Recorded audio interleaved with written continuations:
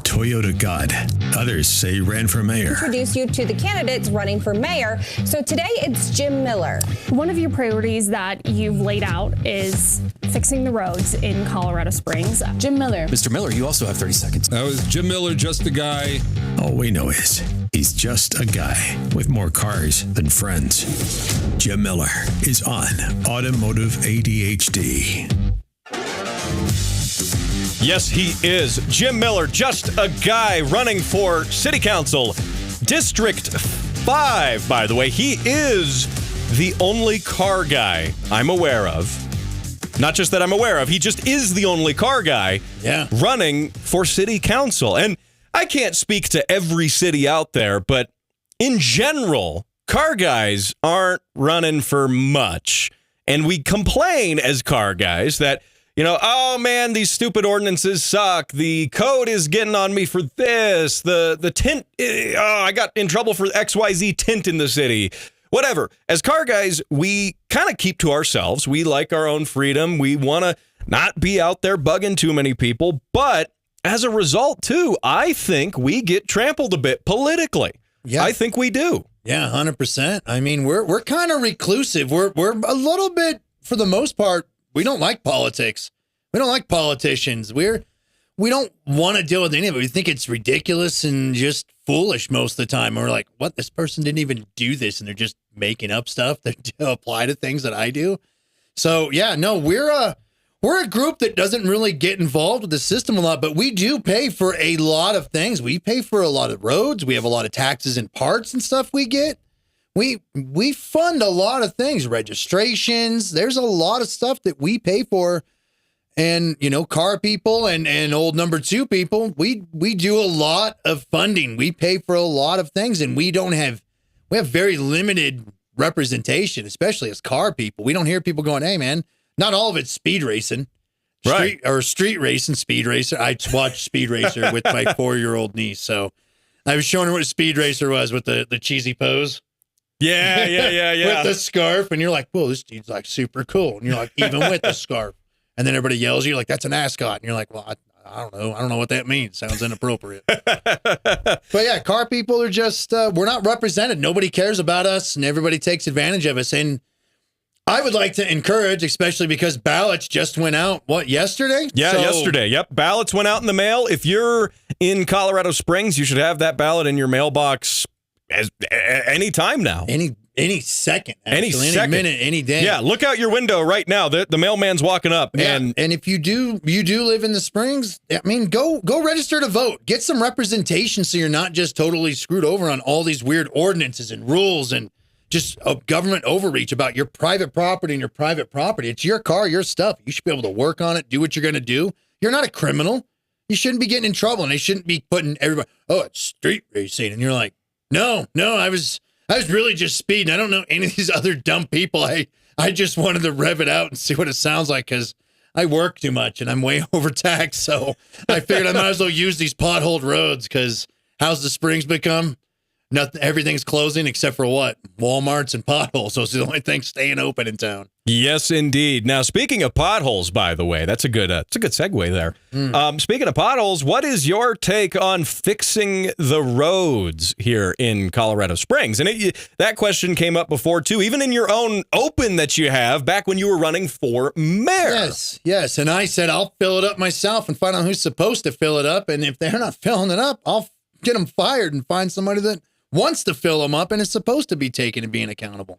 There's no accountability for this stuff. I don't know if we can even find out who exactly is in charge for making sure that is all done.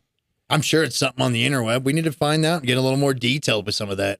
Yeah, well, and I know that there are systems in place where you can report potholes. The app, the Go COS app. And I don't know if I've ever seen, and maybe it's just me, but I don't know if I've ever seen a pothole get reported and then some contractors or whoever come out, maybe a week, 2 weeks later. No, it doesn't happen. In fact, the pothole actually doubled in size in the amount of time it took for you to report that and someone to go, yeah, maybe we should fix that pothole. I'll tell you this much. Even that new concrete they put in for a bunch of the sidewalks already in my neighborhood, that stuff's not even, a year old yet, is it? No, yeah. No, and it's already chipping away at the top already. Well, and have you driven? Mine's already flaking the top, the concrete sidewalk stuff they put in. Yeah. Hey, you know what I suggest? You know what? Be a little. I may or may not be saying that it might be a good idea, or that you might get more of a response just spray painting with fluorescent paint around real big around a pothole and just don't let anybody see you. Disclaimer: this is not advice or endorsing this, but it may or may not work. I do not know. Yeah, well, and and it's not just potholes. Great example. I've mentioned this on the show before, and I know our listeners who listen on the podcast nationally, internationally, this isn't as relevant to you, but it can serve as a springboard to say, hey, I got the same thing going on where I live, but I don't have a Jim Miller. Maybe I need to be the Jim Miller in my city. And but great example is our just coming up to the radio station here. You drove here. You drove here in your Levin coupe, and it's lowered a little bit. Oh yeah. If it's anything like my AE86, it's pretty darn stiff on the roads. Yeah, no, it lets you know. Yeah, it lets you know real good. Like And pothole, the highway's fun. Oh yeah. Transitions, you're like, well, that's cool. I know what a kangaroo in a pouch feels like now. This is fantastic. Well, and being in Colorado, we also get frost heaves every season, which ruin everything. Not to mention the snowplows going like 30, 40 miles per hour over the speed limit in the spots where they're plowing and just pop every patch job out and just fling it all at your cars. That's great. Oh yeah. Well, the section of road right here up to the radio station. Again, you drove in your 86. That section of road was chip sealed maybe 5 or 6 years ago. Yeah. That chip seal's like a temporary fix, by the way. It's not meant to be a long-term sort of thing. And look at it. The chip seal has all failed. Now, by the way, chip seal being what they do is instead of actually repaving the road, they just pour a bunch of hot tar down and then dump gravel on it, and then it settles eventually. If I remember correctly, that's actually called bitumen. Oh, okay. That's actually word the name for it. Yes, and the only way to get it off your car is WD-40 works really good. Yeah. I was gonna say that is say the name again. Bitumen.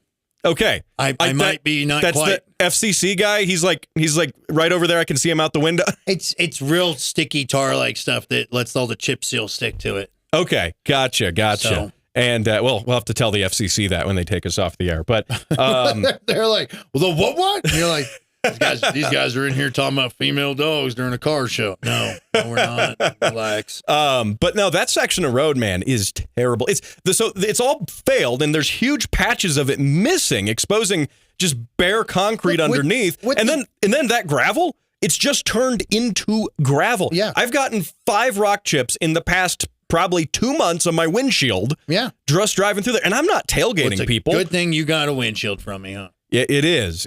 And I haven't put the windshield in yet. I'm running my cracked one right now because I don't want to put my new ones in. I'm waiting on my A86 windshield until I can no longer see out of it, or law enforcement pulls me over because it's shattered. A86 windshields. Yeah. No, if you needed an A86 windshield at some point, Jim's the reason why you can't get them, because he has them all. And no, he's not selling them. No, I'm not the reason why. They just quit making them. Well, that too. Yeah. Or they go through cycles of making them and not. But, politics is terrible, miserable stuff. I don't like politics. I don't like politicians. None of us do. Most of us don't. That's why regular people that care or want things to be like, hey, man, don't bother me. Let me live my life. We don't get involved. I got involved because I got tired of being just poked and prodded at, nobody caring, nobody even resolving anything. I will get back to you. Well, we'll let you know. Let me go take a look at this. You don't hear anything. Yeah, well, I'm taking a look at it and stuff. So if you are part of the car community and you're on the Springs, I'm definitely your guy. Code comes over. Look, trust me, you can call me and I will go there.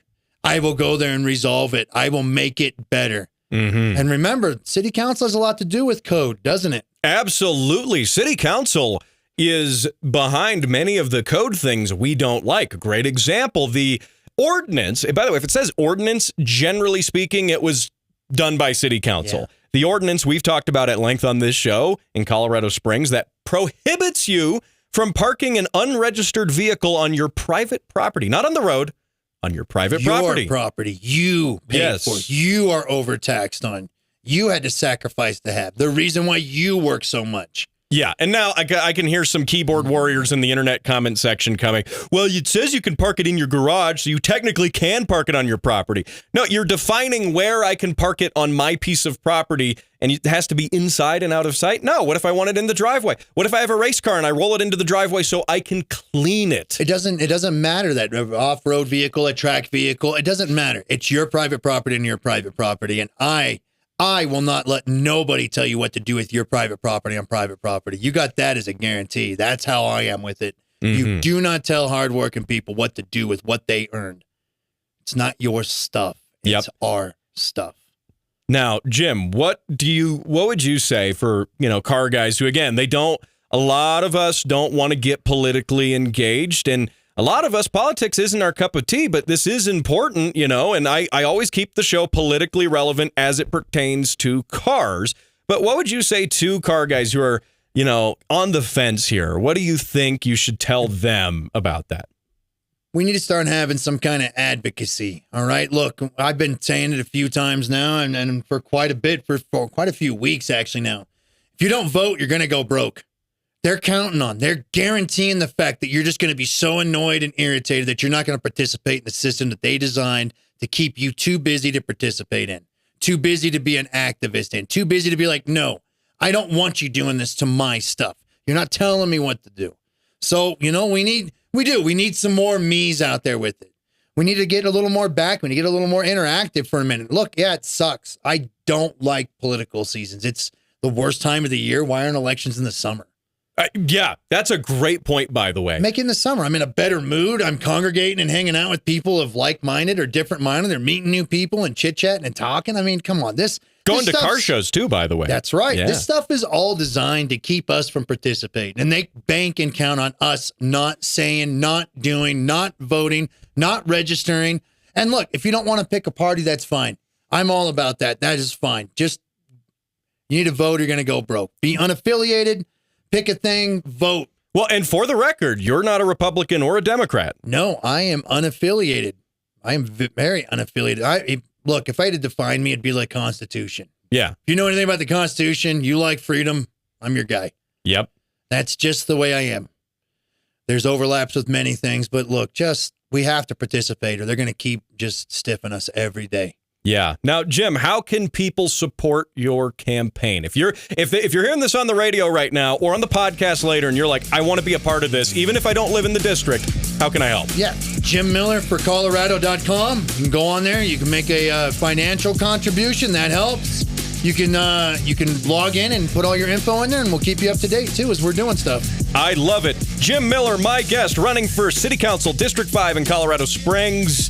Don't go anywhere. You're listening to Automotive ADHD. We're talking more cars right here after the break.